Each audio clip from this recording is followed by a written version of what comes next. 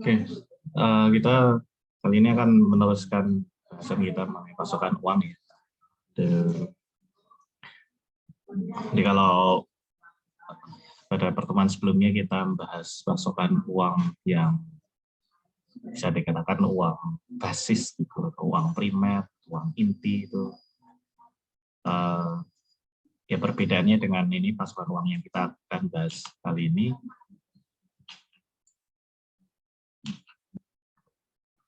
Itu adalah kali ini kita akan membahas mengenai uang bank. Nah, uang bank ini sebenarnya adalah turunan dari uang inti. Jadi apapun uang intinya ya, bisa itu uang komoditas atau uang dari pemerintah, uang fiat, maupun kalau misal suatu saat uang kripto juga digunakan sebagai uang, itu dari uang ketiga jenis uang ini itu bisa nanti berkembang menjadi uang bank ketika uang-uang itu memasuki sistem perbankan. Jadi ketika uang itu disimpan di bank, lalu habis itu dipinjamkan, nanti kita akan lihat bagaimana prosesnya dari perubahan dari uang inti menjadi uang bank.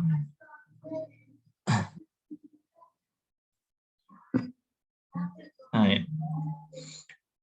yang disebut dengan uang bank itu sebenarnya adalah simpanan masyarakat di bank yang bisa digunakan sebagai alat bayar atau mudah dikonversi menjadi uang. Maksudnya apa ini?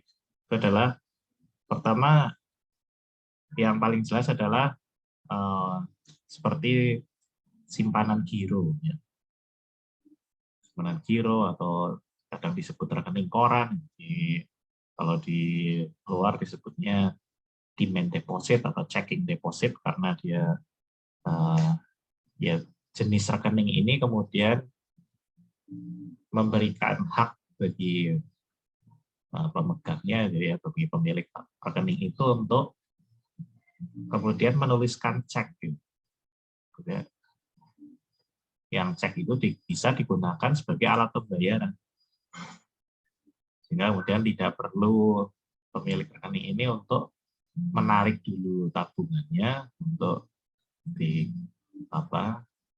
menarik tabungannya, kemudian uang cashnya yang digunakan untuk bayar, tapi bisa langsung menggunakan saldo dari rekening simpanan giro itu untuk membayar dengan cara menuliskan cek. Nah ini karena dia berupa giro, kemudian di Indonesia ada disebut juga karena ini sudah fungsinya seperti uang, maka dia disebut uang giral. Nah, kemudian jenis kedua dari uang bank itu adalah uang kuasi. Ini uang kuasi itu artinya dia kayak mendekati, jadi dia sebenarnya bukan uangnya, jadi sudah tarafnya, levelnya itu sudah berbeda dengan uang giral yang memang sudah sangat mudah digunakan sebagai alat pembayaran. Kalau uang kuasi ini sebenarnya tidak bisa langsung digunakan sebagai alat pembayaran, tapi sifatnya itu mudah dilikuidasikan. Mudah dilikuidasi itu artinya liquid itu kan cair gitu ya. Jadi ya kalau dalam Indonesia mudah dicairkan tuh dalam arti ya dikonversikan menjadi uang. Jadi ini yang termasuk adalah tabungan dan deposito berjangka. Kalau di luar negeri istilahnya itu tabungan itu adalah saving deposit, kalau deposito berjangka itu time deposit. Jadi kalau ini ya kenapa disebut saving deposit, karena walaupun saving itu karena diterjemahkan tabungan juga, tapi maksudnya di sini karena saving deposit ini berbeda dengan demand deposit. Itu saving deposit itu yang orang memang niatnya itu untuk menabung. Dan biasanya kalau di luar negeri tabungan itu yang kemudian memberikan bunga relatif lebih tinggi dibanding simpanan giro. kadang malah simpanan giro nggak ada bunga sama sekali. Karena memang simpanan giro itu tujuannya lebih ke fasilitasi transaksi saja, biar orang tidak perlu buang cash. Nah, kalau orang yang benar pengen nabung, pengen dapat bunga itu masukinnya di saving deposit, kalau dia masih kepengen bisa menarik tabungannya sewaktu-waktu, sementara kalau dia tidak memerlukan itu, dia akan tabung di deposito, ya, namanya di Indonesia itu akan time deposit, yang kemudian hanya bisa diambil pada waktu-waktu tertentu sesuai jangka waktunya. Nah, ya boleh lagi ini masih relatif mudah itu untuk dikonversikan menjadi uang, terutama kayak tabungan karena bisa diambil sewaktu-waktu. Deposito berjangka pun itu walaupun sebenarnya hanya bisa diambil di waktu-waktu tertentu, tapi ya dalam situasi tentu mungkin dengan notifikasi dulu banknya masih bisa tetap diambil gitu di luar jangka waktunya, tapi biasanya kemudian kena penalti. Tapi ini masih jauh lebih liquid, ya, lebih mudah dikonversikan menjadi uang dengan kerugian yang relatif minimal dibandingkan dengan jenis-jenis aset lain. Uang ini sebenarnya sudah kayak aset ya, tapi kemudian dibanding katakanlah tabungan itu diwujudkan dalam bentuk aset yang lain, ya apapun lah ya, mulai dari mungkin katakanlah ya kalau properti jelas itu yang sangat tidak liquid ya, sangat sulit untuk menjualnya. Tapi derajatnya bermacam-macam, tapi aset-aset fisik itu terutama ya seringkali tidak mudah untuk dijual dengan cepat, ya tidak mudah dikonversikan menjadi uang dengan cepat. Ya karena harus kemudian menemukan pembeli yang cocok dengan harganya. Dan kalau pengen cepat, pengen bisa cepat dapat uang ya harus dijual dengan harga diskon, dengan harga yang relatif lebih rendah daripada harga pasarnya. Ya, dan iklannya kan butuh uang, gitu. Dan akhirnya ya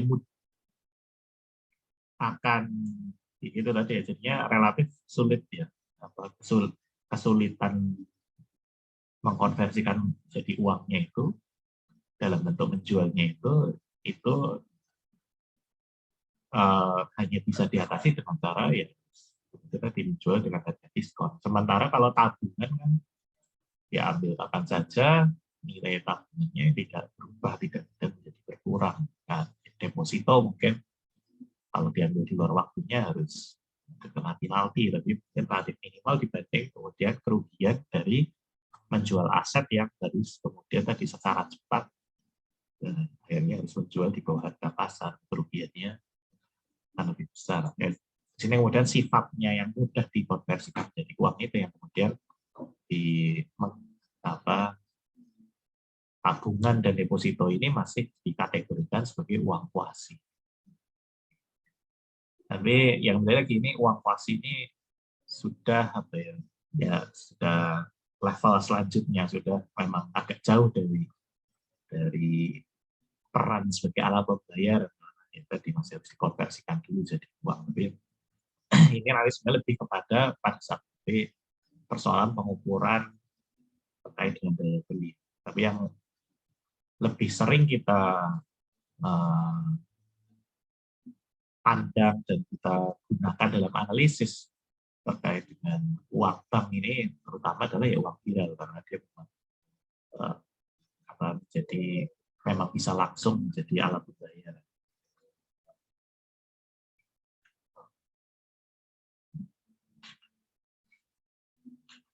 Jadi kita ya udah dari pas secara uang itu, sesi secara uang kita sudah sedikit membahas ya awalnya dulu memang pemilik tabungan itu bank harus datang ke bank dulu untuk mengambil simpanannya, baru cash-nya yang didapat dari bank itu digunakan untuk membayar.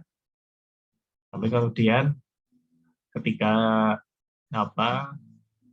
ya kemudian ada perkembangan kelembagaan dan teknologi uang, kelembagaan itu ya kayak dia bentuk-bentuk simpanannya, jenis akunnya, fasilitasnya itu berkembang.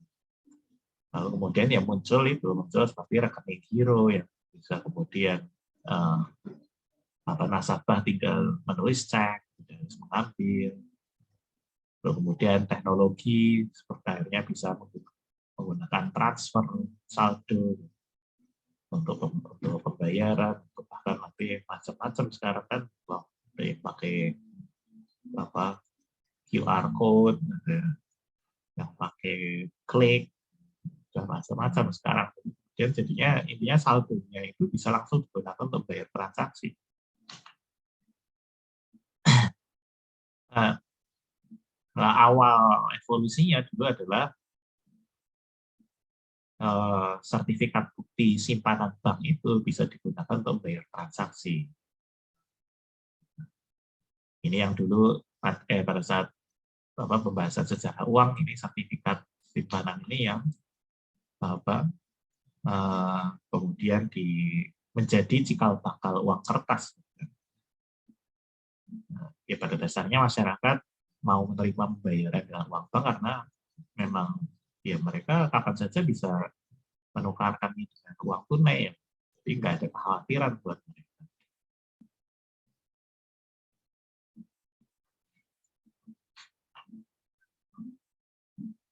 Nah ini yang sekarang udah buktinya macam-macam. Nah sekarang kita akan mengenal dua jenis perbankan, sistem perbankan. Ini nanti kaitannya adalah dengan ya bagaimana proses penciptaan uang bank. Nah kan sebenarnya nanti ya uang perbedaan sistem perbankan ini akan menentukan nanti bagaimana total pasokan uang itu terpengaruh oleh adanya uang bank. Yang pertama ini adalah yang disebut dengan full reserve banking. Jadi bedanya ini sebenarnya bukan yang sedang kita pakai ya. Yang dipakai oleh kebanyakan perbankan saat ini adalah apa yang nanti disebut fractional reserve banking. Bedanya kalau full reserve banking ini, itu bank umum itu tidak mengutangkan uang. Jadi kalau dari tabungan itu mereka tidak mengutangkannya. Jadi seluruh kas yang diterima dari simpanan ketika masyarakat menyimpan uangnya, uang itu kemudian disimpan saja oleh bank di cadangannya atau di berangkasnya. Maka kemudian ketika bank menerbitkan uang giral dalam bentuk simpanan itu bisa digunakan oleh masyarakat, kan digunakan oleh masyarakat sebagai alat pembayaran, dan dia simpanan itu menjadi sebuah uang giral, tapi uang giral yang diterbitkan oleh perbankan itu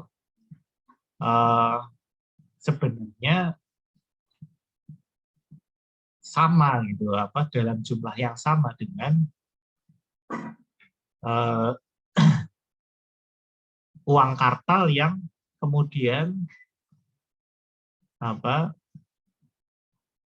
kemudian berkurang dari peredaran. Jadi uang kartal yang disimpan di cadangan bank itu kan berarti dia menjadi menghilang dari peredaran.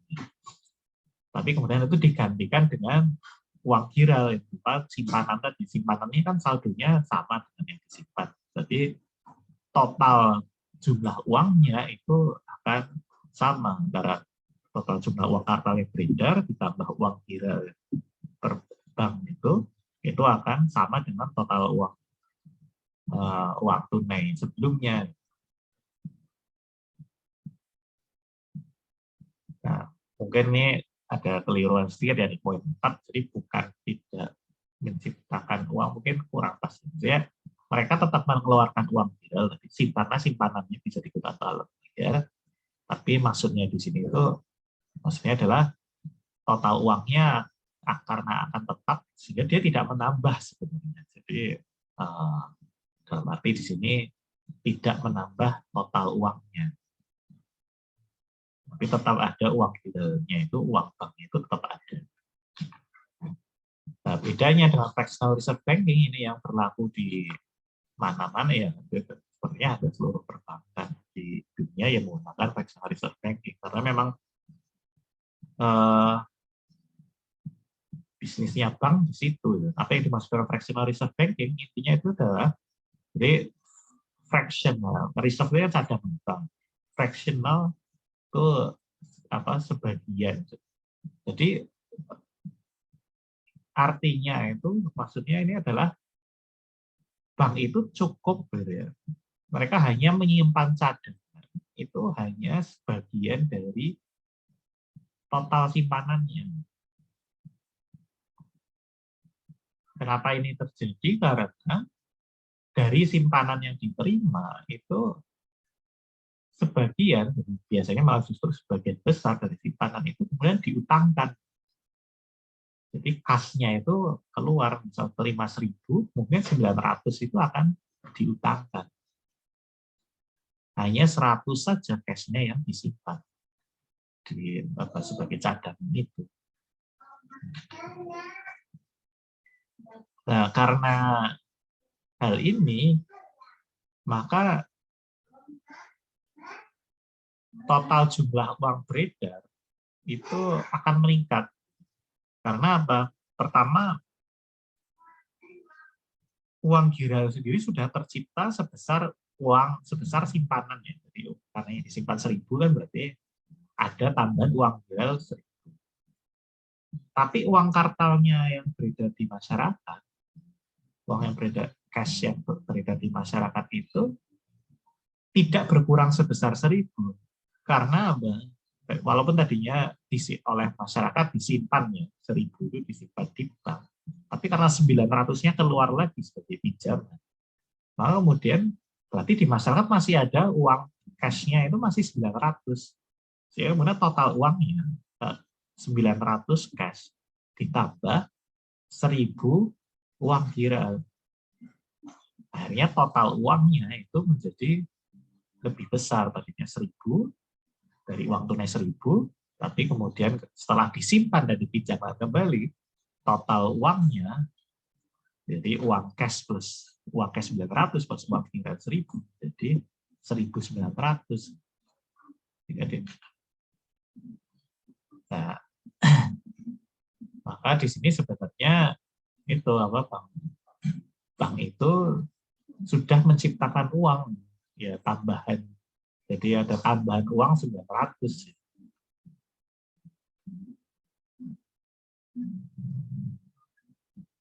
Dari awalnya 1.000 tunai itu setelah melalui sistem perbankan disimpan, dipinjam kembali, kemudian menjadi ada tambahan 900 di uang beredar. Nah, tapi kemudian efeknya apa? Nah, ini pertama nanti dia akan memunculkan perawanan karena pada dasarnya kan kemudian berarti dari simpanan 1.000 itu dan kemudian cadangannya cuma 100, kan berarti bank itu tidak akan bisa melayani seluruh penarikan. Misal ada penarikan seluruh simpanan, misal 1.000 itu ditarik semuanya dalam satu waktu, itu nggak bisa kan dilayani oleh bank. Itu resikonya di situ. Tapi dalam kondisi normal, sistem ini itu masih bisa berjalan karena ya jarang sekali itu simpanan itu diambil secara keseluruhan. Biasanya orang ngambilnya cuma sedikit-sedikit saja dari simpanannya, seperlunya, atau karena kemudian banyak nasabah juga dalam satu waktu cuma sebagian nasabah saja yang perlu mengambilnya. Jadi akhirnya ya itu bank cukup menjaga reserve, cukup memegang reserve itu, cash-nya cukup sebagian saja. Nah, kalaupun terjadi suatu saat tertentu itu ada penarikan simpanan yang melebihi cadangan, misal cadangannya tadi cuma 100, tapi tiba-tiba satu hari ada penarikan simpanan itu 200. Ya, ini dalam praktek bank bisa melakukan pinjaman kepada bank lain, ya kepada pihak lain, tapi biasanya kemudian ke bank lain ya, atau bisnisnya sama itu pinjam dulu cadangannya untuk karena ada yang narik besar. Nah, bisa juga kemudian ya utang sebenarnya siapapun. Dan terakhir itu bisa juga kemudian meminjam kepada bank sentral.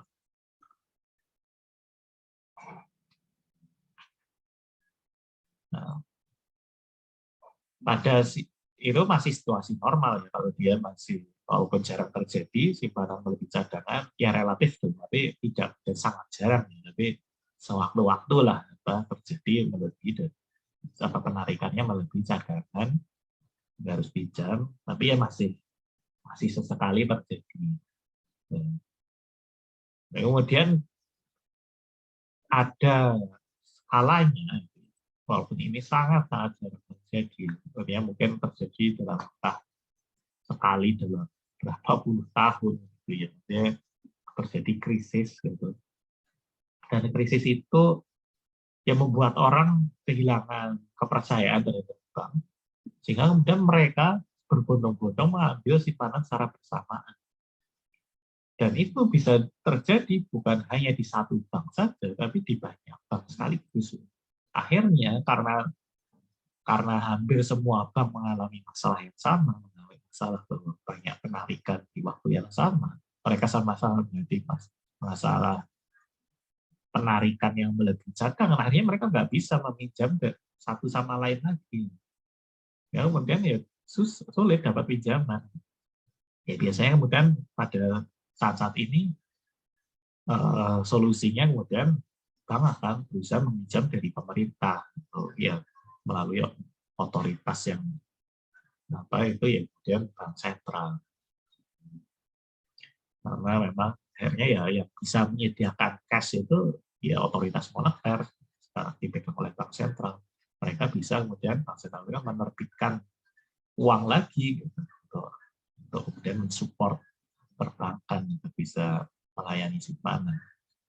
Nah, sebelum bank sentral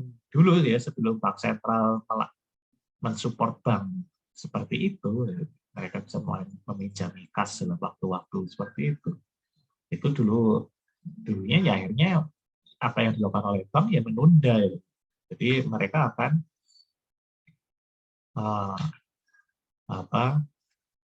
istilahnya itu ya menunda atau ini menghentikan pelayanan itu untuk paling tidak untuk sementara sampai mereka bisa mendapatkan cash gitu. Jadi mungkin bahkan sampai tutup dulu gitu kan, saya biar orang nggak datang ke kantor ambil simpanan, datang tutup kantor dulu. Nah, cuma kalau ini berlanjut ya tetap nggak bisa mengembalikan. Bagaimanapun kan itu simpanan itu statusnya utang ke nasabah dari bank nasabah.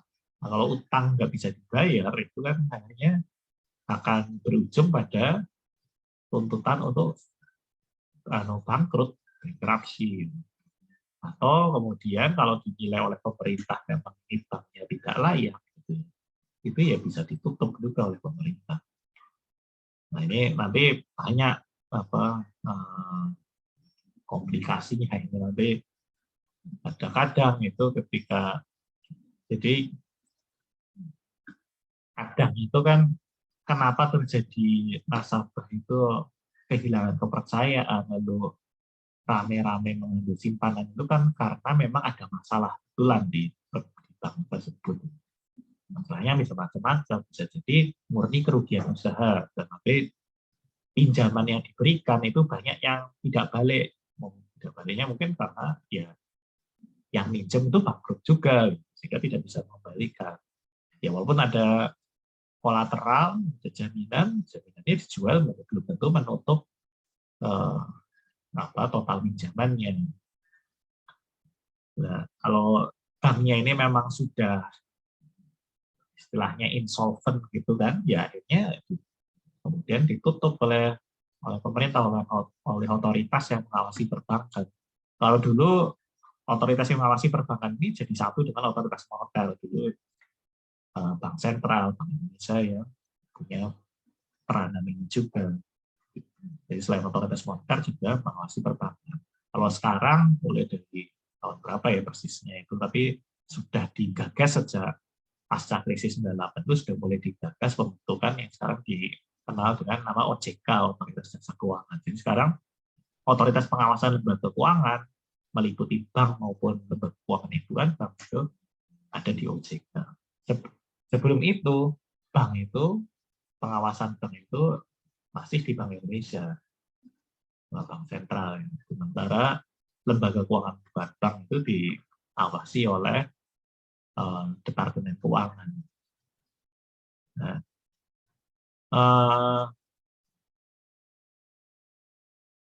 ya model OJK seperti ini itu ya sistem yang ikut ke UK, ke Inggris. Kalau bank sentral yang mengawasi perbankan itu sebenarnya mengikuti model Amerika. Nah, ini sebenarnya ya masing-masing ada dasarnya ya. Bank itu diawasi oleh bank sentral itu ya ada sejarahnya. Kenapa namanya bank sentral itu ya karena memang urusannya memang berhubungan dengan bank-bank terkait dengan sistem pembayaran, kebijakan moneter juga ini disalurkan dengan cara apa yang kita pelajari kemarin. Kemudian bank sentral juga bertransaksi dengan bank-bank umum yang melalui biro bank umum di bank sentral. Akhirnya ya udah semua itu karena memang banyak berhubungan dengan bank ya bank sentral juga yang berperan mengawasi perbankan. Ya, kalau kemudian wacana kenapa OJK dan sekarang menjadi terpisah badan yang mengawasi perbankan itu perbankan dan lembaga keuangan bank itu dipisah dari bank sentral dan ya menjadi satu pengawasan bank dan bukan bank karena kemudian di tahun apalagi sebenarnya kemarin tambah kuat alasannya ketika tahun 2008 itu krisis keuangan itu menunjukkan praktek-praktek perbankan itu dilakukan juga oleh lembaga yang non bank juga, dikenal shadow banking. Nah, bank di dalam bayang-bayang karena tidak terang-terangan menjadi bank. Nah, tapi intinya karena ada pemiripan ya antara sama-sama lembaga keuangan itu kan sama-sama financial intermediary dan bisa walaupun dengan cara yang berbeda. Kalau bank kan membuka simpanan untuk umum ya deposit, kalau lembaga keuangan yang bukan bank kan modal yang dipinjamkan itu adalah ya modal dari pemegang sahamnya, bukan berasal dari simpanan masyarakat.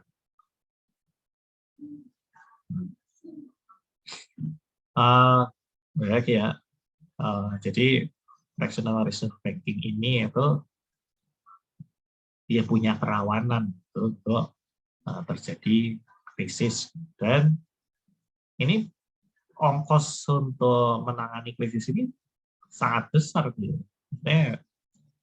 Sampai kemudian kita lihat yang terjadi di tahun 2008 itu sampai kemudian jadi krisis global mengaruhi berbagai negara. Jadi sebutnya kan Great Recession.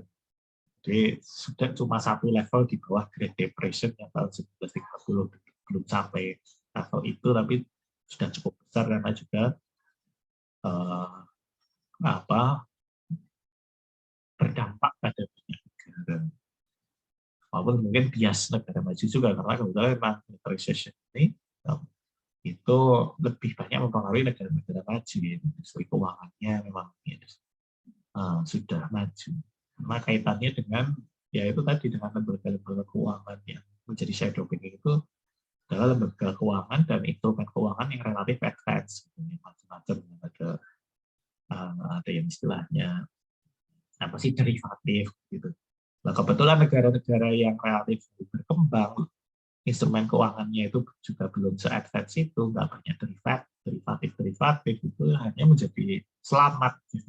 Relatif selamat dari itu. Ya terimbas krisisnya itu lebih karena ya spillover aja, karena secara, dan itu bukan secara keuangan tapi lebih secara ekonomi. Kalau antar negara maju itu kan mereka imbasnya dari satu negara ke negara lain juga melalui keuangannya, karena lembaga keuangannya terkoneksi, mungkin kan lembaga keuangannya berskala internasional, atau pemodalnya juga apa, nasabah-nasabahnya apa juga ininya juga internasional.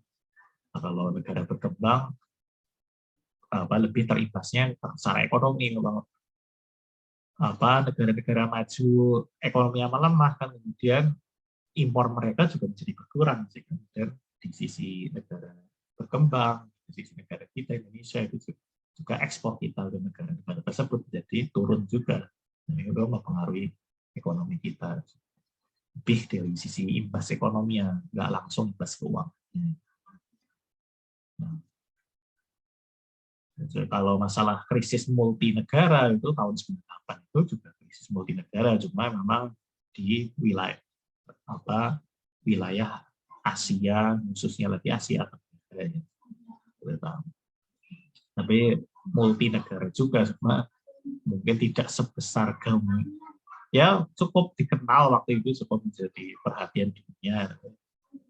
Mungkin tidak seheboh ini nggak sampai disebut Great Recession tadi, kan mungkin negara yang terlibat negara-negara yang relatif ekonominya ya kecil gitulah banding dengan negara-negara maju, nggak cuma negara seperti Indonesia, Thailand yang nggak terlalu signifikan. Tidak sampai disebut Great Recession, walaupun bagi Indonesia krisis waktu itu jauh lebih besar daripada krisis tahun 2008. Bagi kita Great Recession-nya Indonesia ya, atau bahkan Great Depression-nya Indonesia ya sebenarnya tahun 98 itu. Nah, balik lagi, jadi lalu kemudian mungkin pertanyaannya, kenapa kalau memang fractional reserve banking ini memang kemudian menciptakan kerawanan ke krisis, kenapa kemudian ini yang digunakan? Kenapa nggak pakai full reserve banking saja? Nah, kita lihat kan tadi full reserve banking karena semuanya itu ya, karena seluruh simpanan itu dijaga sebagai cash, cash-nya itu ya disimpan sebagai cadangan, maka kan kapan saja bisa dilayani. Hanya tidak ada kasus seperti tadi yang bank tidak bisa melayani penarikan simpanan, nah dia jadi bangkrut, lalu dia menjalar ke bank-bank lain, krisis-krisis perbankan yang terjadi di fractional reserve banking. Kenapa kemudian nggak pakai full reserve banking? Nah, ini alasannya kemudian adalah biasanya banyak orang melihat itu kemudian fractional reserve banking itu bermanfaat untuk ekonomi, karena ada pinjaman itu, jadi itu menjadi fungsi intermediarinya di situ, financial intermediary, jadi menyalurkan dari simpanan ke investasi. Pinjamannya itu kan ya diasumsikan itu ya, itu sebagian besar untuk investasi, walaupun sebenarnya sebagian untuk membiayai konsumsi juga. Tapi intinya kemudian kebutuhan investasi itu, karena investasi itu penting untuk pertumbuhan. Kalau investasi itu dibiayai dari simpanan, pikir mereka adalah bagi para pendukung fractional reserve banking ini, ya kalau kemudian tidak ada perbankan tidak memakai fractional reserve banking, jadi bank tidak meminjamkan simpanan, lalu dari mana kemudian investasi itu dibiayai? Ya, sebenarnya ada dua jawaban terhadap terhadap argumen dari fractional reserve banking. Pertama, investasi tidak harus dibiayai dengan kredit. Jadi kredit itu bukan satu-satunya cara untuk membiayai investasi. Cara alternatifnya adalah ya dengan apa istilahnya ya pembiayaan ekuitas atau kemudian penerbitan saham. Jadi intinya kemudian yang dijual langsung dan menjual sahamnya orang atau kemudian menawarkan kepada orang yang memiliki simpanan untuk membeli saham atau langsung berinvestasi ke usaha ke bisnis-bisnis itu. Itu satu cara. Nah, atau yang kedua, bisa juga kemudian bank berperan dalam bank yang menerapkan full service banking ini masih menjalankan peran sebagai intermediari, tapi caranya adalah dengan melalui rekening yang khusus investasi, katakanlah sebutlah itu sebagai investment account. Nah, ini harus dibedakan dengan simpanan yang bisa digunakan sebagai alat pembayaran. Nah, ini adalah checking account-nya atau demand deposit. Kemudian saldonya menjadi uang viral. Itu harus terpisah dengan investment account, di mana investment account ini bisa bahkan seluruh uangnya diinvestasikan, disalurkan ke investasi, dipinjamkan, atau saya kalau di dalam perbankan Islam ya kemudian dijadikan pembiayaan bagi hasil.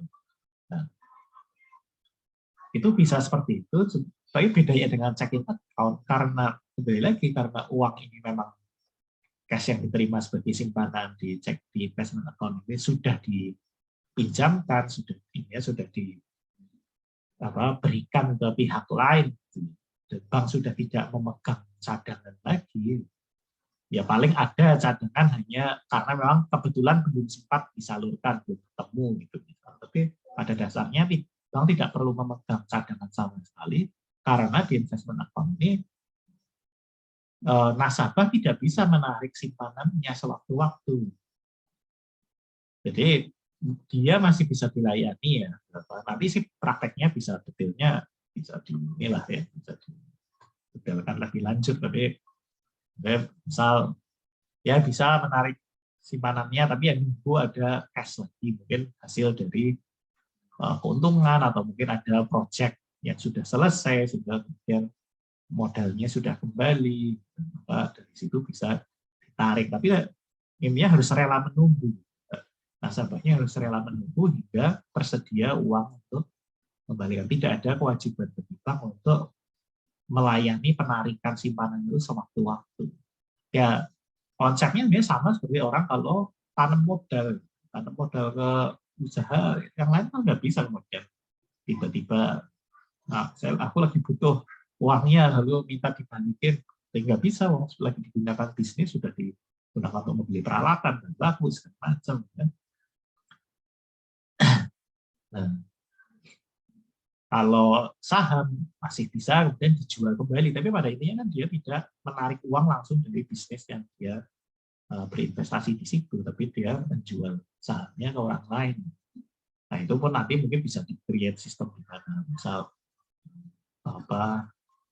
seperti sertifikat simpanan yang tadi dibahas itu, bahwa kemudian ya bisa dialihkan sertifikat di bukti memiliki simpanan di investment account ini bisa jadi kemudian itu dialihkan, mungkin bisa dibuat mekanisme kayak gitu, semacam pasar sekunder, sertifikat itu bisa kemudian dijual kembali ke orang lain. Nah itu masalah kreasi itunya bisa. Tapi prinsipnya adalah tadi di investment account tidak ada uang viral yang tercipta. Nah, akhirnya apa? Total uangnya itu akan sama dengan sebelumnya. Misal tadi 1.000 ya, disimpan 500 di checking account dan 500 di investment account. 500 tunai yang di checking account itu disimpan sebagai cadangan, lalu bank saldo simpanannya itu menjadi uang viral karena bisa digunakan untuk pembayaran. Sementara yang 500 di investment account, dia tidak disimpan di reserve, tapi disalurkan kembali ke masyarakat. Akhirnya uang tunai itu kembali ke masyarakat, beredar lagi. Nah, akhirnya total uang yang ada di peredaran menjadi totalnya menjadi 1.000 lagi kan, 500 yang tunai karena tadi dipinjam kembali dan 500 yang uang viral. Oke, totalnya masih 1.000. Jadi dengan sistem seperti ini maka penyaluran itu ya, keberatan tadi bahwa kemudian kekhawatiran tidak ada penyaluran dari simpanan ke investasi itu menjadi tidak ini lagi relevan lagi. Kalau di full reserve banking ini kita bisa tadi membuat perbedaan antara checking account yang simpanan menjadi uang viral dengan investment account yang memang disalurkan ke pinjaman atau ke investasi. Nah, ini sekedar sebagai sebuah perbandingan, tapi bagi memang tidak populer ya. Saya tidak tahu apa ada yang sudah menerapkan. Jadi ini memang konsep memang sudah ada secara konsep itu sudah dari pasca depresi besar waktu itu. Karena memang depresi besar itu kan terjadi, depresi besar tahun 1930 itu memang terjadi karena krisis perbankan itu juga. Ya. Nah, karena masalah itu akhirnya kemudian sebagian ekonom kemudian mengajukan proposal, ya, mengusulkan mengenai full reserve banking ini. Cuma tidak diadopsi. Tadi pertentangannya adalah alasan-alasan tadi yang disebutkan. Itu dari sisi ekonom yang pro fractional reserve banking. Tapi kalau secara praktis itu kemudian saya kira penentangan paling besar ya kemudian dari interest dari industri perbankan itu sendiri, karena di bisnis mereka itu dari meminjamkan simpanan dari dulu itu, dari asal mulanya perbankan itu ya bisnisnya adalah meminjamkan simpanan dan bunga dari situ mereka masih harus bayar ke penyimpan tapi dengan tingkat yang lebih kecil. Nah, kemudian saya yang full reserve banking ini ya dulunya memang gagasannya lebih fokus ke soal ini tadi yang simpanan yang di keep 100% cash-nya menjadi cadangan. Jadi gagasan mengenai investment account itu memang perkembangan kemudian. Seandainya waktu itu diusulkan mungkin akan berbeda ya penerimaannya, karena berarti masih ada bisnis bank untuk menyalurkan, masih ada bentuk investment bank. Jadi waktu itu mungkin lebih fokus kepada soal bahwa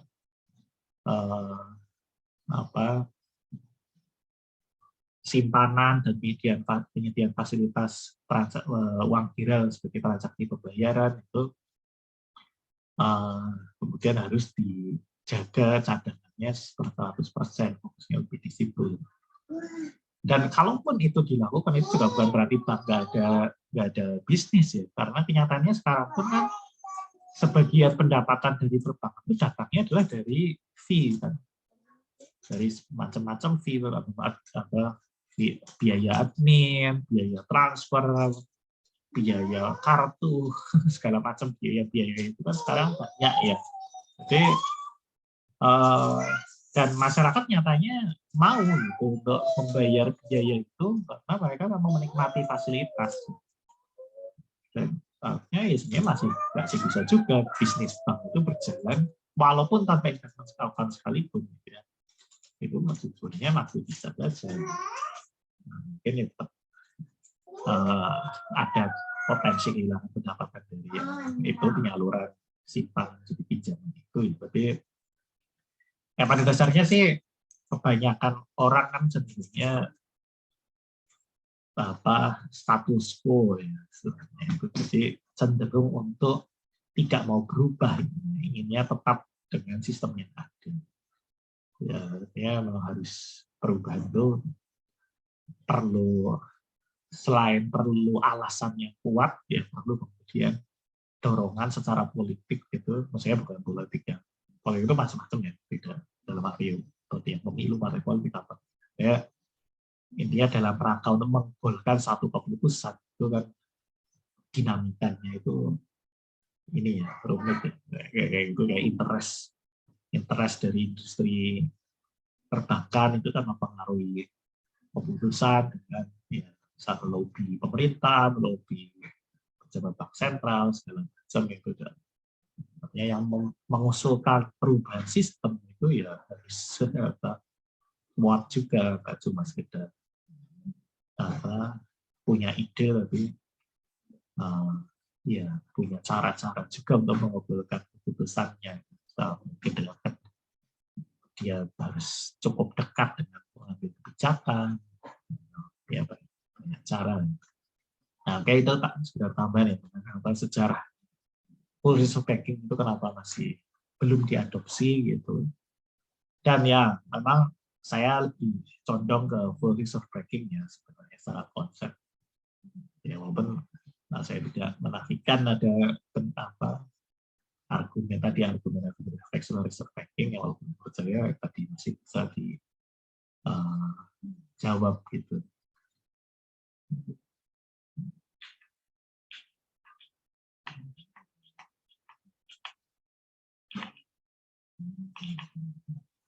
Oke, kemudian kita lanjut ke pengukuran pasokan uang.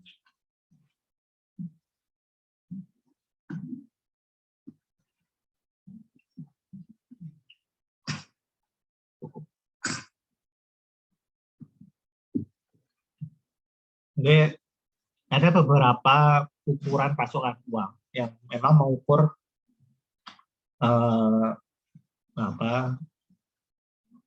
skop yang berbeda, lingkup uang dan jenis-jenisnya yang diukur itu memang berbeda. Jadi ada 3 simbol di situ, M0, M1, M2. M dari kata money, uang. Yang disimbolkan M0 ini adalah uang inti, uang primer, base money. Nah ini pada intinya adalah base money itu mengukur seluruh uang yang sudah diterbitkan atau dicetak oleh otoritas moneter. Nah,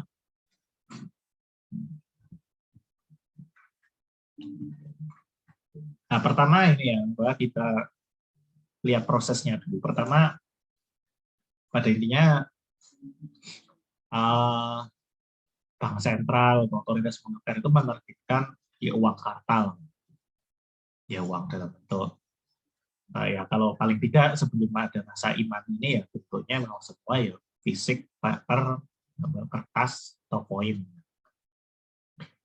Nah, ketika sudah diterbitkan masuk ke masyarakat, nanti kan sebagian dari uangnya oleh masyarakat disimpan di bank. Nah, di bank sebagian keluar lagi ke masyarakat lagi karena dipinjamkan. Tapi kan masih ada yang disimpan sebagai cadangan kas kan.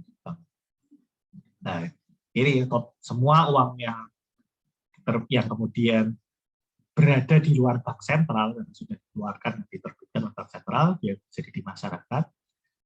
Ada yang beredar di masyarakat dan ada yang menjadi cadangan kas di bank. Itu semuanya disebut uang kartal. Nah, tapi bedanya dengan uang inti adalah uang inti itu meliputi semua ya, baik uang kartal, jadi semua uang kartal, baik yang beredar di masyarakat, yang menjadi kas bank umum, plus yang kembali lagi ke bank sentral karena menjadi cadangan bank yang disimpan di bank sentral. Karena ada bank umum kan menyimpan uang di giro ya, rekening giro di bank sentral yang kita sudah jelaskan waktu lalu juga bahwa ini digunakan untuk memfasilitasi settlement ketika ada transfer saldo dari satu bank ke bank lain. Nah, itu kan di clearingnya itu settlementnya itu dilakukan dengan transfer antar rekening giro bank umum di bank sentral itu. Jadi kalau ada transfer dari nasabah A ke nasabah bank A ke nasabah bank B, terus dari nasabah bank B juga ada transfer ke nasabah bank A, lalu kemudian kemudian settlement-nya bisa gross settlement, bisa net settlement. Kalau gross settlement ya tiap kali ada transfer ya beneran dilakukan transfer. Maksudnya dari gironya, dari rekening giro bank A ke bank B itu ditransfer, bank B ke bank A ditransfer, itu berarti itu gross settlement. Atau kemudian kalau net settlement itu berarti dihitung selisihnya saja. Misal dari bank A ke bank B transfernya 100, dari bank B ke bank A transfernya 50, tapi selisihnya 50 lebih besar dari bank A ke bank B, berarti cukup ada sekali transfer dari bank A ke bank B 50 selisihnya saja. Nah itu tergantung dari tadi sistem settlement-nya mau gross atau net. Dulu itu yang dilakukan adalah net kebanyakan ini.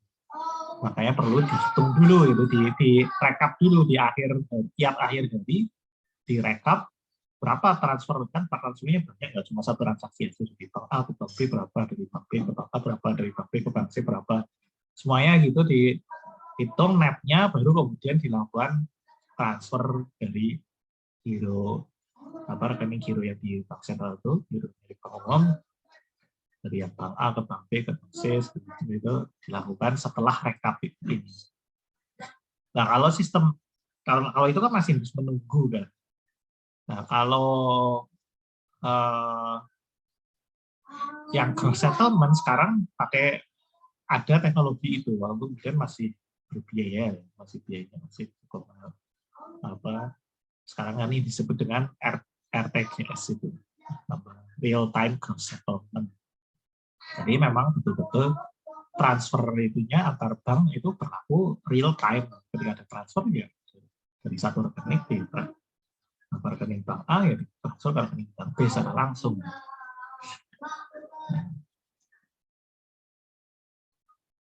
Nah itu berarti itu fungsi dari kenapa diperlukan giro bank umum di bank sentral untuk melakukan settlement. Itu satu fungsi ya, fungsi yang sendiri. Itu yang kedua sebenarnya nanti terkait dengan kontrol terhadap aktivitas penggandaan uang, ini kita bahas setelah. Nah, kalau yang disebut cadangan itu meliputi dua ya, baik yang disimpan di bank itu sendiri, cashnya disimpan di bank itu sendiri, dengan yang berupa rekening giro di bank sentral. Ini kalau dibedakan tadi ya antara uang kartal dan uang inti itu bedanya satu di giro bank umum di bank sentral itu, karena intinya kalau uang inti yang sudah pernah diterbitkan ya, walaupun balik lagi ke bank sentral dan berupa giro tadi. Kalau uang kartal khusus hanya uang yang diterbitkan yang masih berada di luar bank sentral. Kalau giro yang di bank sentral kan berarti uangnya sudah balik ke bank sentral kan, ya disimpan di sana walaupun masih tercatat rekeningnya bank saldonya. Jadi uangnya dia sudah nggak, bentuk fisiknya sudah nggak kelihatan, udah karena sudah kembali di bank sentral. Jadi uang kartal itu hanya yang masih berada di luar bank sentral. Oke, itu yang kalau M0 itu melakukan ke uang ini. Nanti uang kartal itu ada simbolnya sendiri, C, reserve adalah R, nanti kita gunakan di perhitungan nanti ada. Tapi ini sekarang fokus di uang intinya adalah M0, lalu M1. Nah, M1 ini apa yang disebut dengan narrow money, uang beredar sempit. Yang diukur itu adalah yang beredar ya, baik di masyarakat, baik uang kartal maupun uang giro. Jadi tidak memasukkan kas bank umum, karena kas bank umum kan tidak beredar. Tidak digunakan sebagai alat pembayaran, bukan sebagai alat pembayaran masyarakat, ya hanya uang kartal yang memang di masyarakat tidak tersimpan di bank, plus uang gironya, simpanan gironya itu. Nah, kemudian ukuran yang ketiga itu disebut dengan broad money, uang beredar luas. Disimbolkan M2 itu kita hitung dengan menambahkan uang kuasi ke M1 tadi. Jadi M2 ini meliputi ya uang yang beredar baik kartal maupun giral plus uang kuasi.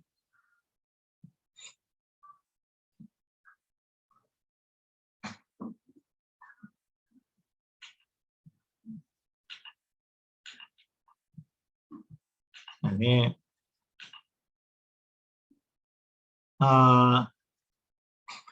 ini gambar yang ini di slide ini sebenarnya kurang kayaknya ya. Menurut saya sih kurang tepat ya.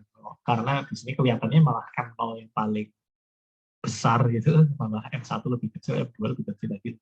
Mestinya terbalik. Mungkin harusnya M1 malah justru yang di bawah. Dan baru M2 yang di bawah, M1 lalu M0 di atas, yang paling kecil. Kayaknya sih gitu mestinya. Ini gambar ini lebih pas sih untuk menggambarkan. Jadi ini kan tadi M0 kan dia meliputi giro ya, giro bank di BI plus uang kartal yang di bank. Jadi yang di sebelah kanan ya, yang tidak menjadi bagian dari irisan itu M0 itu yang reserve-nya. Kalau M1 itu punya irisan dengan M0 itu di uang kartal di masyarakat. Ada tambahan giro masyarakat di BI. Ini sebenarnya agak berbeda ya dengan konsep umumnya ya. Makanya ini saya tambahkan saja karena nanti di data, kalau kita dapatkan data di BI itu ada item giro masyarakat di BI ini, dan BI itu menghitungnya sebagai bagian dari M1. Walaupun sebenarnya saya juga nggak tahu ini kenapa ada giro masyarakat di BI, kan selama ini kita yang nggak tahu memang kita bisa ngitung uang di BI gitu. Ini saya kurang tahu apa awal ceritanya gimana kok ada giro masyarakat di BI ini, apa masyarakatnya dalam perusahaan-perusahaan tertentu gitu ya, bisa menyimpan di rekening BI, kurang tahu. Nah, kan ditambah uang giral ya untuk menjadi M1 itu ya, uang kartal di masyarakatnya, tambah uang giral menjadi M1, kemudian M1 ditambah uang kuasi itu menjadi M2, makanya M1 kan dia adalah subset dan himpunan bagian dari M2. Nah, lalu kita akan kali ini berbicara mengenai penggandaan uang. Ini yang tadi saya sempat singgung. Nah, yang dimaksud dengan penggandaan uang itu apa? Itu pada intinya, karena kita kan melihat tadi M1 lebih besar ya daripada M0. Nah, secara umum itu karena biasanya juga uang kartal yang tersimpan di bank itu dan giro bank yang di BI itu akan cenderung relatif lebih kecil lah dibanding uang kartal yang di masyarakat, dan nanti masih ditambah uang giral. Dan uang giralnya ini kadang-kadang malah sampai berlipat lebih besar dari uang kartal ini. Nah, kita bisa lihat datanya saja.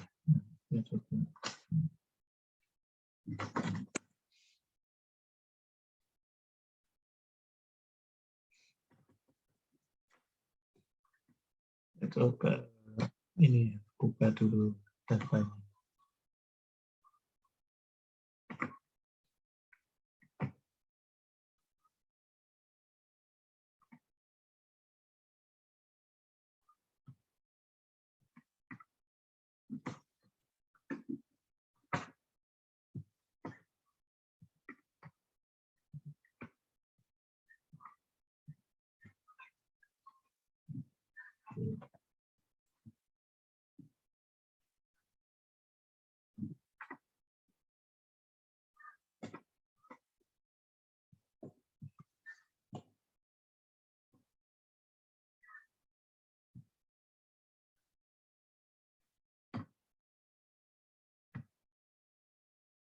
Oke, ini kembali lagi ini data dari SEKI, dari Statistik Ekonomi dan Keuangan Indonesia, didapat dari dari Bank Indonesia website itu bisa di-download. Ya ini yang kita lihat ini uang beredar sempit M1. Ini kan komponennya adalah uang kartal di luar bank umum dan simpanan giro. Ya, kita lihat simpanan giro ini yang rekening giro tadi, demand deposit atau uang giral, ini kan malah lebih besar daripada uang kartal. Ini bisa kita lihat itu terus gitu, dan semakin berkembang selisihnya semakin besar juga, semakin ke belakang ini semakin kecenderungannya emang seperti itu.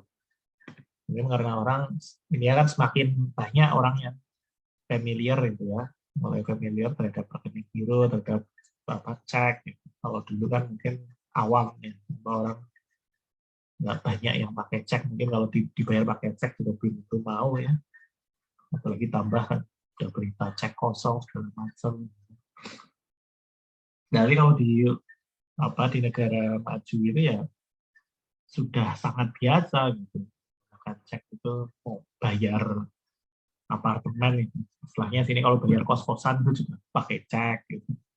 Jadi orang nggak cuma bisnis individu juga pakai. Nah,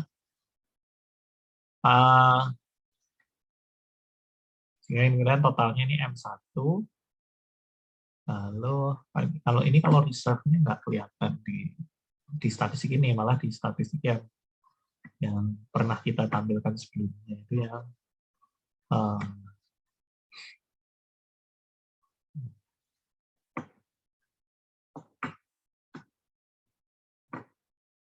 yang neraca otoritas moneter.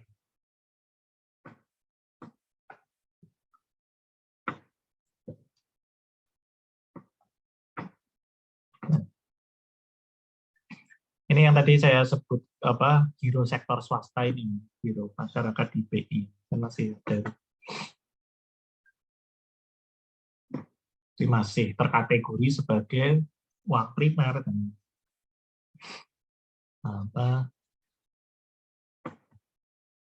kita lihat ya, ini yang reserve yang disimpan di BI, ini yang cash yang bank umum, cashnya. Nah, uang giralnya itu ya, berarti uang giral di yang satunya. Ini yang tabel yang neraca otoritas moneter ini muncul nggak sih di kalian, atau masih yang tabel ini?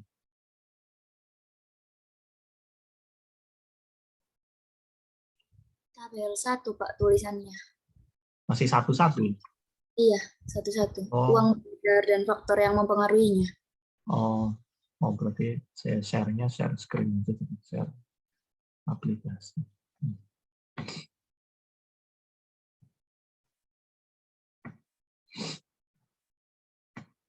Oke, udah ya kelihatannya ini yang 1-2. Iya, sudah. Ini tadi yang saya sebutkan giro sektor swasta, ini yang giro bank umum di BI. Nah, ini kayaknya harus kita jejerkan, gampang membandingkan.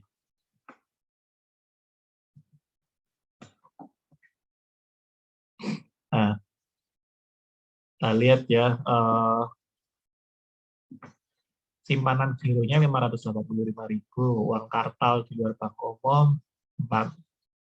Oh, ini tahun 2016, sorry. Ini paling awal 2016. Ini kita lihatnya 2016 juga. Nah, ini kan sama kan 508 dengan ini. Sama 508. Ini uang kartal yang di luar bank umum DPR. Nah, cuma kalau di sini, karena ini bagian dari uang kartal yang diedarkan itu kan kas tadi ya. Tadi yang uang kartal yang diedarkan yang tadi di slide disebut sebagai uang kartal. Jadi termasuk yang di masyarakat atau istilahnya itu di luar bank umum dan kas bank umum. Nah, kasnya cuma 104. Ya mestinya yang cadangan bank itu, yang cadangan kas bank itu cuma 104 triliun ya, ini kan dalam 1 miliar. Nah, ini 104.000 miliar, berarti 104 triliun. Sementara simpanan giro rupiahnya itu mencapai 729 triliun. Jadi memang jauh lebih besar ya. Ya ini maksudnya yang disebut tadi bahwa reserve itu cukup sebagian saja, cukup sebagian kecil dari simpanan. Dan sebenarnya reserve itu bukan hanya terkait dengan simpanan giro, sebenarnya kan terkait juga dengan simpanan-simpanan yang lain, yang simpanan berjangka ini dan tabungan. Jadi bahkan kalau kita menghitung tabungan dan simpanan berjangka ini totalnya ya sudah sampai 3 triliunan kan, 3 triliun lebih plus gironya hampir 4 triliun. Iya, berarti uang kuasinya kan 3,7 ditambah simpanan gironya 729 berarti 4,5 triliun. Apa lebih ya? 4.000 sorry kok ini 4,5 triliun. Sorry, 4.500-an. 4.500-an triliun. Itu adalah total simpanannya, sementara reserve-nya itu cuma untuk cadangan kas banknya itu cuma 104.000 ditambah reserve yang di BI itu 288, berarti cuma total reserve-nya itu cuma 388, hampir 400, jadi cuma 400 triliun. Ya, nah. Jadi dari 400 triliun reserve, sementara simpanannya itu mencapai 4.500 triliun.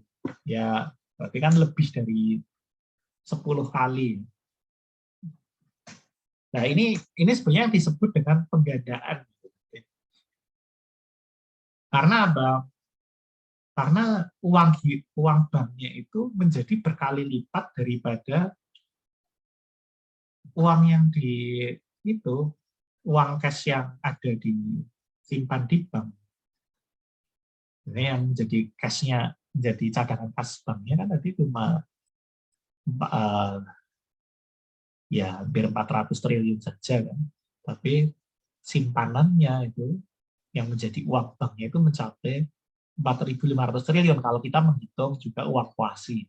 Tapi kalau kita cuma menghitung simpanan gironya saja sih tidak terlalu jomplang ya. Jadi itu cuma 729 triliun uang gironya kalau cuma menghitung uang gironya saja. Jadi nggak nyampe 2 kalinya. Nggak nyampe 2 kalinya dari cadangan. Ya nggak fair juga kalau menginginkan dengan cadangan, karena cadangan kasnya ini kan diperoleh bukan hanya dari simpanan giro, tapi dari simpanan-simpanan yang lain. Jadi yang underestimate juga ini ya angka pembedaannya. Kalau membandingkan antara simpanan giro dengan cadangan kas yang sebenarnya didapatkan dari berbagai jenis simpanan. Oke, kita kembali ke slide ya.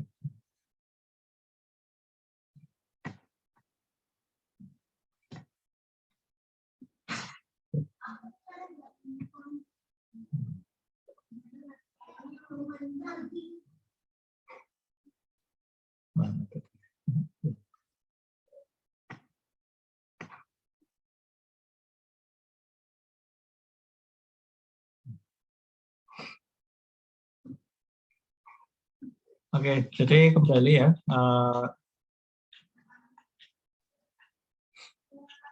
Penggandaan uang tadi ini sekedar ya review tadi ya, pembagian uangnya dari yang di masyarakat itu ada yang ditabung, ada yang tidak ditabung. Yang ditabung itu ada yang dipanjamkan, ada yang jadi cadangan, dan cadangan itu bentuknya juga dua, yakni cadangan kas yang di masing-masing bank dengan cadangan yang berupa giro di bank sentral. Nah, uang inti ini, kalau uang inti terdiri jadi dua, ini uang kartal dan uang kartal yang di masyarakat ya, dan cadangan bank baik yang di kas maupun giro di bank sentral.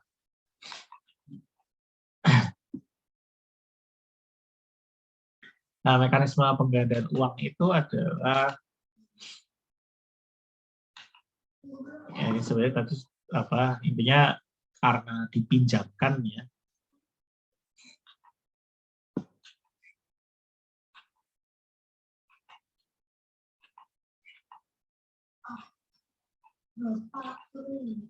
Nah, saya ini aja lah secara ini.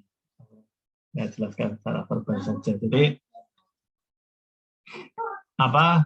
bentuk kita lihat tadi kan simpanannya jauh lebih besar ya daripada cash-nya, bahkan terhadap tadi uang kartalnya.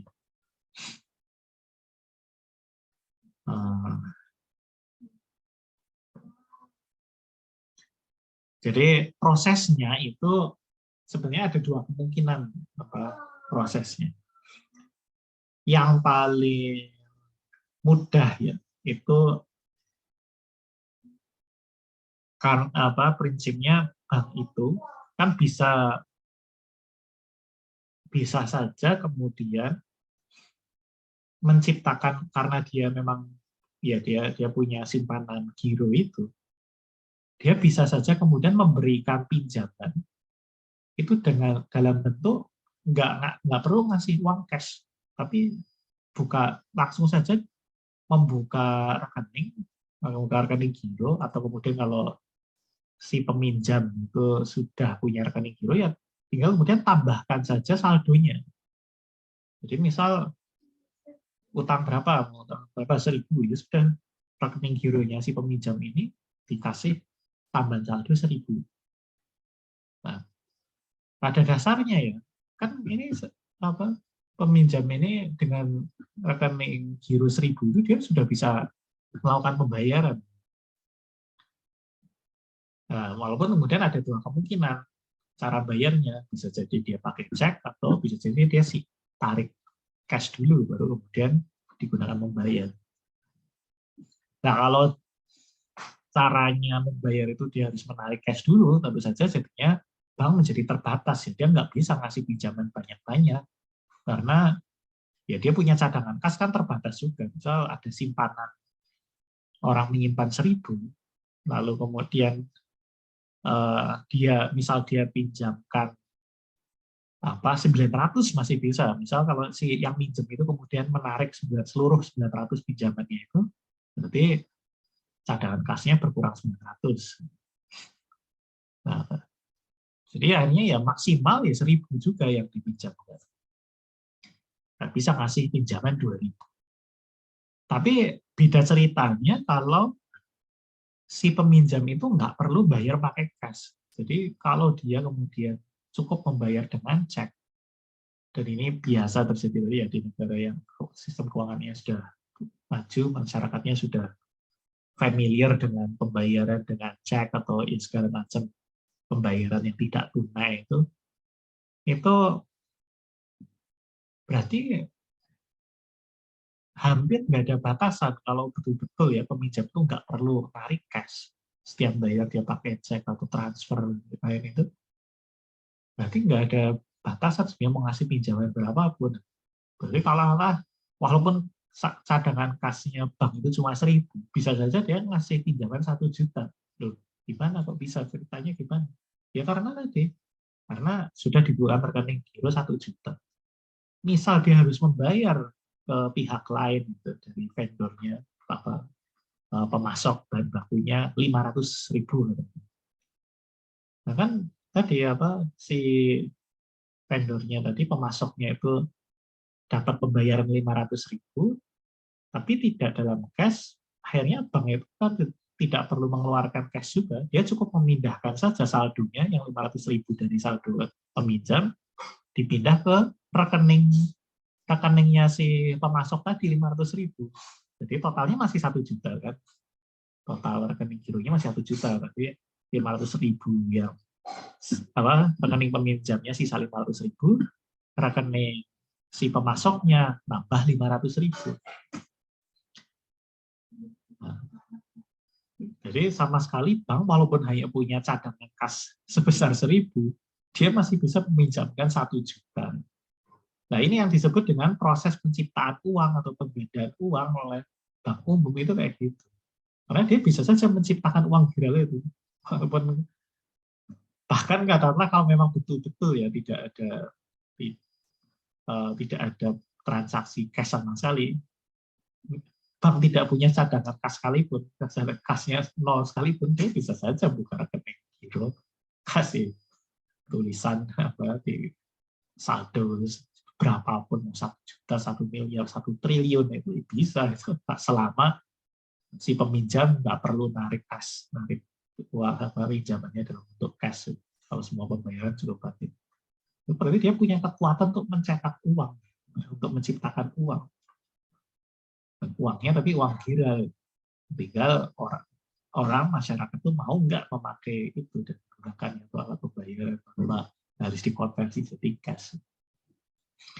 Nah ini yang tadi kemudian ya, jadi ini kan luar biasa ya kekuatan bank itu kekuasaannya kalau dalam sistem yang fractional reserve banking tadi, karena hanya perlu a fraction saja, sebagian saja, bahkan sebenarnya bisa jadi nol gitu, bahkan nggak perlu cadangan sama sekali. Nah, tapi kemudian kan tentu saja ini efeknya ke ekonomi bisa sangat besar. Kalau kemudian bank dibebaskan menciptakan uang gila tadi semaunya, itu satu efeknya secara langsung ya ke ekonomi ya, karena kemudian dia melakukan banyak pinjaman kan, akhirnya demand akan sangat besar, lama kan itu akan mendorong inflasi. Yang kedua dari sisi kerawanan tadi, balik lagi, kalau suatu saat kemudian pada tiba-tiba banyak yang mau mengambil cash, ya nggak bisa dilayani. Nggak cuma penyimpan saja, si peminjam kan dia juga sudah punya rekening itu, ya dia sebenarnya kapan saja juga mestinya boleh ngambil. Cuma mungkin hubungannya kalau yang mau narik si peminjam, bank lebih punya power ya. Maksudnya ya kamu kan pinjam tapi sementara ini susah gitu. Tapi kalau misal tadi kan sebagian sudah digunakan, walaupun awalnya digunakan, berarti yang digunakan untuk membayar pemasok tadi 500.000. Nah, simpanan gironya si pemasok yang 500.000 itu kan betul-betul simpanan murni kan, bukan karena pinjaman. Itu memang pendapatan dia dari masok sebelumnya. Berarti dia berhak saja dia mau menarik uangnya. Dia para orang yang tidak punya hubungan pinjaman murni simpanan di situ narik kan, tadi lagi kalau nggak punya cadangan kas yang nggak bisa dilayani. Dan ini yang ya tadi menimbulkan kerawanan. Jadi efeknya dua, satu tadi yang peningkatan permintaan jadi inflasi, yang kedua kerawanan.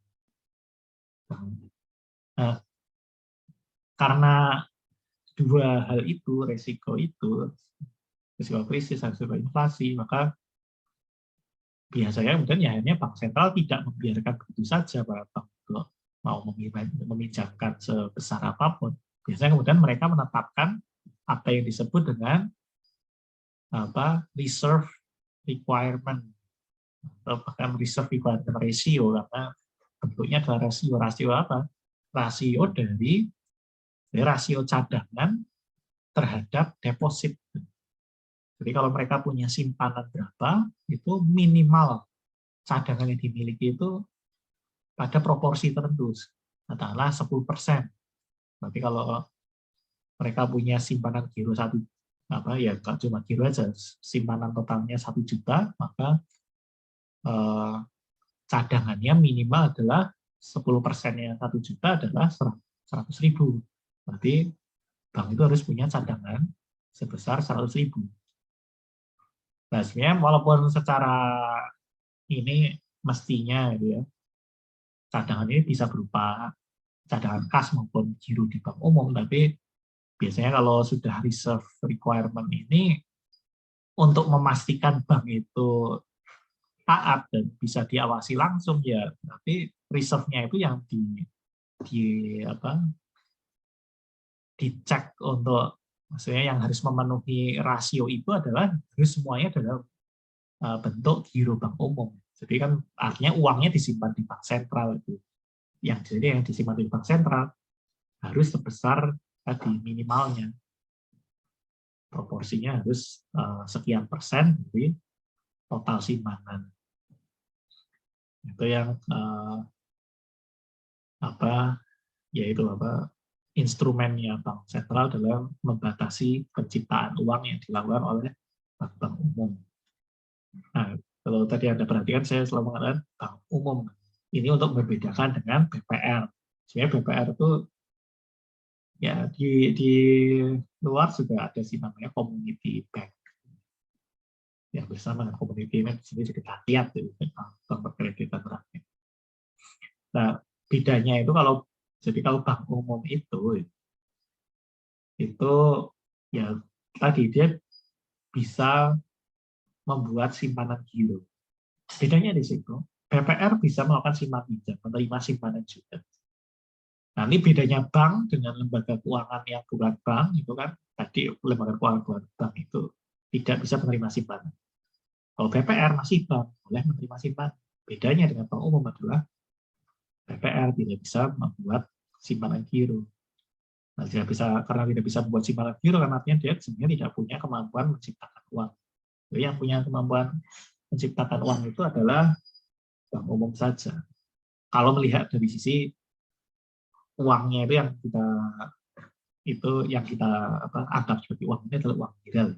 Kalau kita memperhitungkan uang kuasi juga, ya berarti simpan yang di BPR juga termasuk sebagai uang, dan berarti mereka melakukan penggandaan juga. Tapi ya biasanya analisis kita lebih fokus di M1 saja. Nah,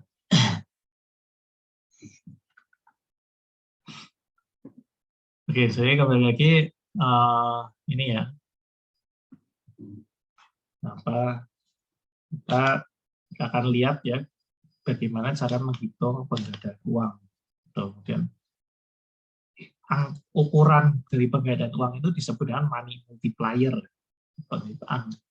Pengganda uang, angka pengganda uang itu sebenarnya money multiplier. Nah, ini pada intinya cara menghitung money multiplier itu adalah ya langsung dibandingkan saja. Kita mau menghitung penggandaan terhadap ukuran apa. Nah, karena kita bisa bandingkan dengan M1 atau dengan M2. Tapi kemudian jadi itu selalu diperbandingkan dengan M0. Jadi berapa sih M1 atau M2 ketika dibandingkan dengan uang inti, base money. Nah, kita kasih kode gitu, simbolkan MM1 untuk pengganda uang untuk menjadi M1, MM2 untuk pengganda uang menjadi M2. Jadi MM1 intinya sebenarnya rasio dari M1 dibanding dengan M0. Nah, ini bisa kita kemudian formulasikan menjadi, sebenarnya lumayan akan cukup panjang ya, tapi kita nanti akan loncati juga. Akhirnya gitu. Nah, sebelum Anda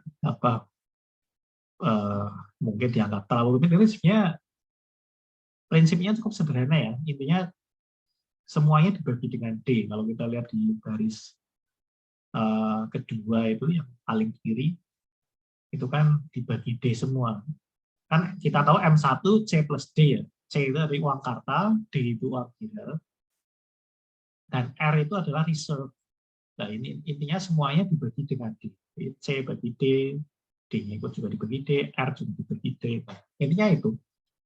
Nanti kita skip, ini akhirnya itu kita cuma ingin menyederhanakan bahwa kenapa dibagi D itu nanti agar kita bisa mendapatkan rasio-rasio yang disimbolkan dengan huruf-huruf kecil itu. Jadi C kecil itu adalah rasio uang kartal banding dengan uang viral. T kecil itu adalah rasio antara uang kuasi, simbolnya T ini karena uang kuasi sebagian kan time deposit kan, jadi T itu time deposit. Tapi uang kuasi yang nggak cuma time deposit, yang termasuk saving deposit juga. T dibagi T, itu disebutkan T kecil itu rasio uang kuasi terhadap uang viral. Nah, kemudian R kecil itu menandakan reserve ratio. Ini belum reserve requirement. Jadi reserve ratio ini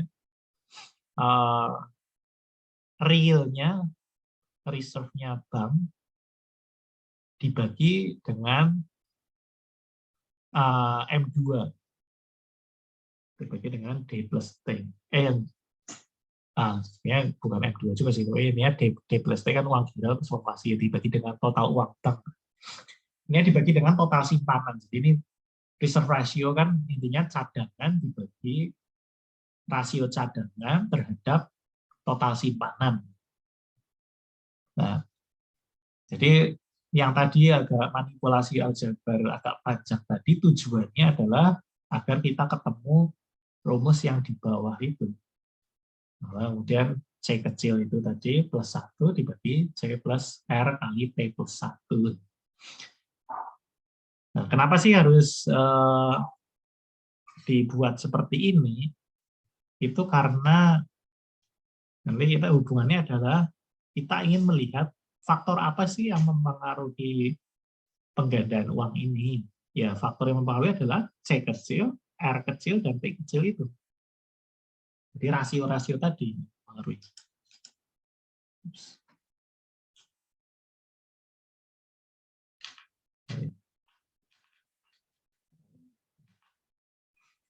Nah, itu satu ya gunanya untuk faktor mengetahui faktor apa saja yang mempengaruhi.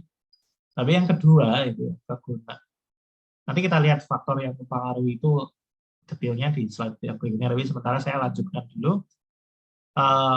Guna dari kita mendapatkan angka pengganda ini, terutama adalah bagi bank sentral, bagi otoritas moneter, itu mereka akan bisa mengestimasi seberapa banyak sih tambahan dari M1 seandainya mereka mau menambah M0. Jadi misal mereka mau menerbitkan uang lagi, menambah uang yang beredar itu sebesar katakanlah 1 triliun. Kita mau menerbitkan uang baru sebanyak 1 triliun. Kalau jadi uang inti ini, base money-nya ditambah 1 triliun, jadi nambah berapa sih M1? Nah, itu kalau kita sudah punya angka pengganda uang ini, M1, nah ya tinggal dikalikan saja. 1 triliun tadi tambahannya base money-nya dikalikan dengan MM1, ketemu tambahan dari M1-nya. Misal MM1-nya 2. Berarti kalau base money nambah 1 triliun, maka M1 akan bertambah 2 triliun. Nah, itu fungsinya MM1 ini. Untuk menghitung tadi berapa pertambahan M1 ketika ada pertambahan di base money. Nah, kemudian M2 mirip ya, paling cuma bedanya nanti kalau rumusnya di pembilangnya ada nambah T itu T kecil, bawahnya denominatornya penyebutnya sama. Ini juga untuk menghitung pertambahan M2 kalau ada pertambahan base money. Contohnya saya skip dulu sebentar. Ini tadi yang saya sempat singgung soal apa guna lain ya dari rumus yang diwujudkan dalam C, T, dan R kecil itu. Nah, masing-masing itu adalah rasio. Yang C kecil itu adalah apa yang disebut dengan currency ratio. Jadi currency ratio ini menggambarkan sebenarnya preferensi masyarakat untuk menggunakan cash dibanding menggunakan uang kartal dibanding uang dinar. Sementara T kecil ini disebut time and saving deposit ratio. Nah, ini untuk mengukur preferensi masyarakat terhadap ya time dan saving deposit terhadap simpanan dibanding dengan dibanding dengan yang simpanan biru. Sementara reserve ratio ini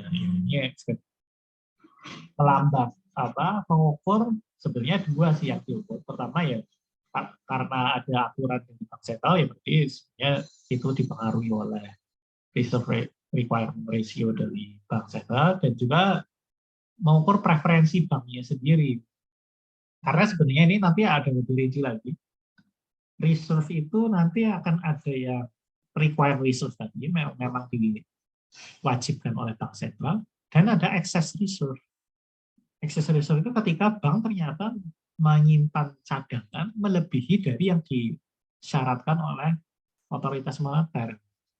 Ini bisa terjadi karena apa? Bisa jadi kemudian banknya memang sedang berhati-hati, sehingga akhirnya mereka pengen menjaga cadangan kasnya yang besar untuk ya faktornya bisa jadi mungkin karena lagi banyak permintaan masyarakat ingin lagi sering menarik simpanan.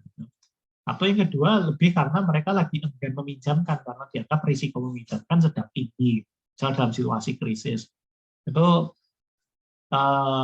makanya kemudian pasca krisis perbankan itu seringkali terjadi apa yang disebut dengan fenomena credit crunch. Jadi credit crunch itu intinya total kredit itu menjadi sangat rendah, jauh lebih rendah dari normal karena biasanya kan pasca krisis juga, habis krisis ekonomi. Pada saat krisis ekonomi itu banyak yang bangkrut, pinjaman banyak yang gagal bayar. Jadi efeknya setelah itu kemudian bank jadi takut untuk meminjamkan uang. Mereka sangat berhati-hati untuk meminjamkan uang. Dan efeknya apa? Berarti reserve mereka akan lebih besar dari simpanan masyarakat itu. Jadi akan jauh lebih kecil yang dipinjamkan. Nah, akhirnya banyak jumlah cadangan kasnya itu, simpanan yang tidak dipinjam kembali itu menjadi relatif besar dibandingkan normal. Nah, itu maka ada excess reserve. Excess reserve ini berubah-ubah dari berbagai kondisi. Kalau kondisinya banknya lagi sangat positif ya, sangat optimis gitu, maka mereka akan banyak meminjamkan sehingga excess reserve-nya kecil atau bahkan nol. Mereka betul-betul hanya memiliki cadangan ya sebesar yang disyaratkan oleh bank sentral saja. Tapi kalau lagi pesimis, excess reserve-nya akan besar. Nah, kalau dirinci lagi ya, currency ratio itu ya tadi preferensi masyarakat untuk menggunakan uang kas itu dipengaruhi oleh misal kenyamanan, keamanan dari uang kita itu sendiri. Kalau semakin nyaman ya orang akan lebih banyak memakai uang viral dan akhirnya mengurangi penggunaan uang tunai, kartal. Kemudian juga biaya dari itu dari sisi keuntungannya, dari sisi kerugiannya pakai uang viral adalah ada biaya-biaya, baik biaya rekening, gitu, biaya admin, biaya segala macam, juga mungkin ya biaya transportasi ke bank kalau perlu ke bank. Tapi kalau uang viral kan tadi nggak bisa ke bank. Nah, kemudian ya mungkin tadi catatannya buat si penerima cek itu kadang-kadang mereka malas menerima cek karena mereka nggak kalau habis itu mereka butuhnya cash kan mereka harus mencairkan dulu ke bank kan lebih ribet kan, jadi kadang-kadang karena alasan itu mereka juga jadi nggak menerima cek, menerima cash.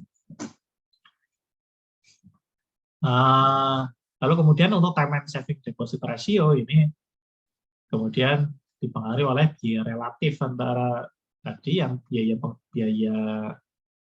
yang dikenakan di rekening giro dibandingkan dengan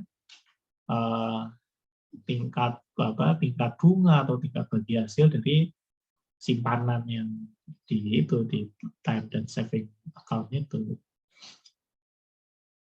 Juga mungkin dipengaruhi oleh pendapatan masyarakat di layanan. Nah, ini reserve ratio tadi saya sudah menyebutkan terkait dengan ketentuan bank sentral maupun likuiditas bank. Oke, ini apa? Jadi ini dengan kita tadi yang kemudian formula atau rumus dari money multiplier itu dipengaruhi oleh rasio-rasio ini dan kita tahu rasio ini ada faktor-faktor yang mempengaruhinya, maka kita bisa melakukan analisis. Oh, berarti kalau ada perubahan di layanan perbankan, biayanya, atau kemudian aturan, itu akan mempengaruhi rasio-rasio ini. Jadi rasio mana yang dipengaruhi menjadi lebih besar atau lebih kecil, lalu efeknya terhadap penggandaan uang gimana. Jadi akan kira-kira penggandaan uang akan menjadi lebih besar atau lebih kecil, itu bisa kemudian dianalisis dari sini. Nah, saya sebenarnya kalau untuk yang contoh soal ini, saya akan gunakan soalnya, tapi saya nggak ngikut jawabannya. Kenapa? Karena kalau ya ini kebetulan yang buat soal bukan saya, tapi kayaknya jawabannya keliru. Kalau menurut saya, jadi harus mungkin bisa cek. Saya belum nyoba ngitung gitu ya. Maksudnya belum nyoba ngitung dengan rumus ini. Jadi pertama gini, ya kalau kita lihat rumus MM1 ya, kembali lagi MM1 dan MM2, asal rumus dasarnya itu sebenarnya yang M2 dibagi 0 atau M1 bagi 0. Kita mau menghitung MM1 atau MM2. Nah, kalau kita bisa menghitung M1 atau M2 langsung, ya sebenarnya nggak perlu pakai rumus yang huruf-huruf kecil ini, yang rasio-rasio CT. Karena akhirnya malah jadi lebih panjang gitu, menghitungnya kan, karena harus menghitung rasio-rasionya dulu. Nah, ini yang dipakai di contoh di slide ini ya. Jadi dia malah menghitung rasio-rasionya dulu. Padahal gitu ya, kalau kita pakai rumus dasarnya, ya udah M1 dibagi M0 gitu saja. Kan udah sebenarnya ngitung M1 dan M0-nya.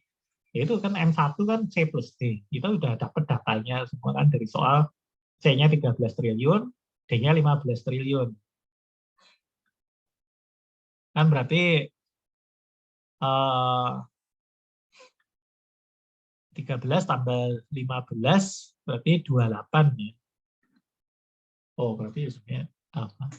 Mungkin hasilnya sama sih. Kita lihat saja ya. Jadi 13 tambah 15, 28. Itu adalah M1 dibagi dengan M0. M0-nya berapa? C plus R. C-nya 13, R-nya 7. Berarti 13 tambah 7 adalah 20. Berarti MM1 kan tadi M1-nya adalah tadi 28 kan, dibagi dengan M0-nya 20. 28 dibagi 20. Ketemu 1,4. Nah, ini cuma yang jawabannya miss dikit, 1,4025 ada atau 25. Ini bukan.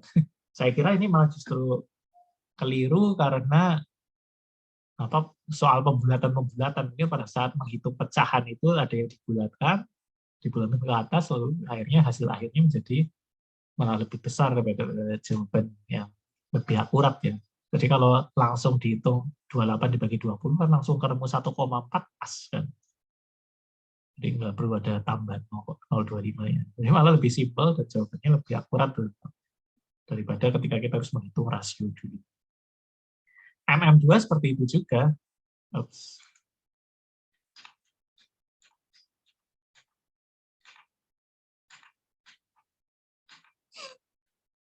M2 kita ketahui dari soal itu T-nya 10 triliun. Sementara tadi M1 juga sudah diketahui tadi totalnya kan 28 triliun ya. Berarti M2-nya adalah 28 ditambah 10, 38 triliun. 38 triliun dibagi M0. M0-nya tadi 20 triliun, 38 dibagi 20. Nah, ini malah jadi bingung lagi. Wah, ini malah 1,15 jawabannya malah lebih ini lagi, jauh lagi. Nah, 38 dibagi 20 ya malah harusnya mendekati 2 triliun kan. Persisnya mestinya 1,9 ya. Mestinya MM2 1,9.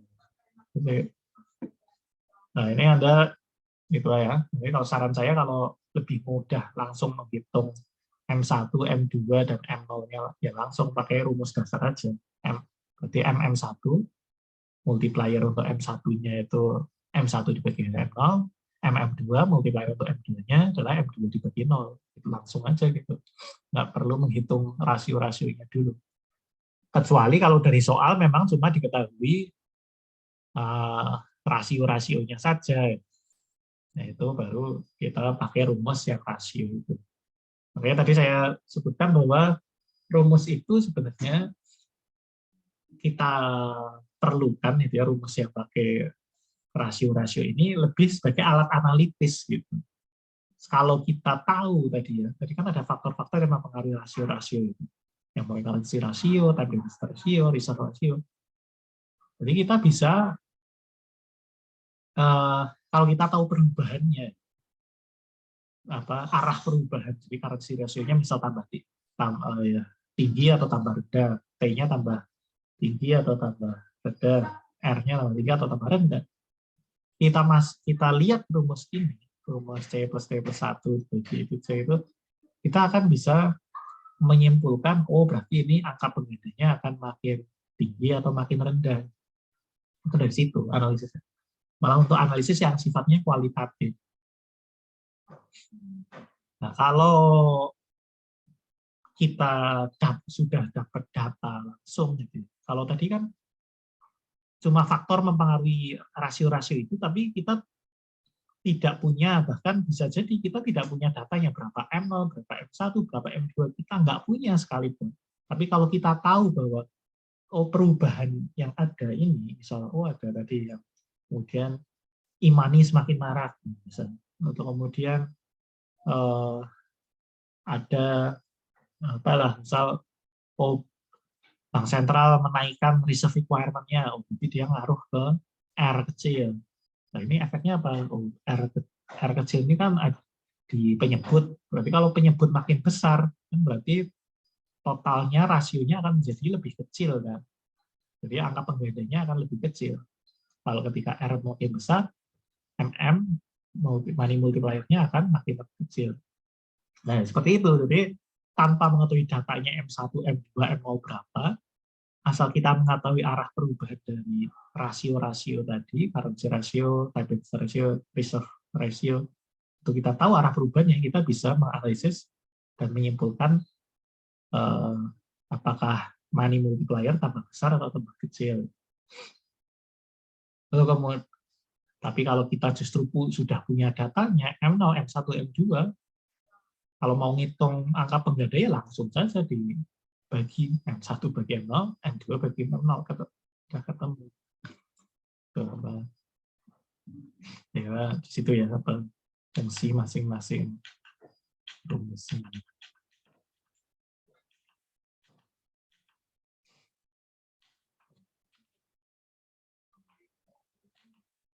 Oke, itu apa materinya udah habis ya apa yang ke ini lah. Silakan ya Bapak, saya kira atau masih ada bingungan atau mau apa silakan mau bertanya.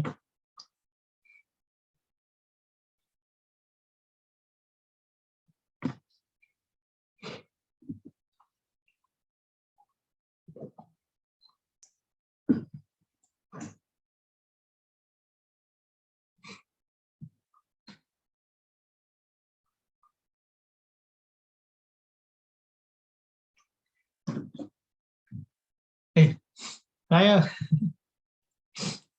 sudah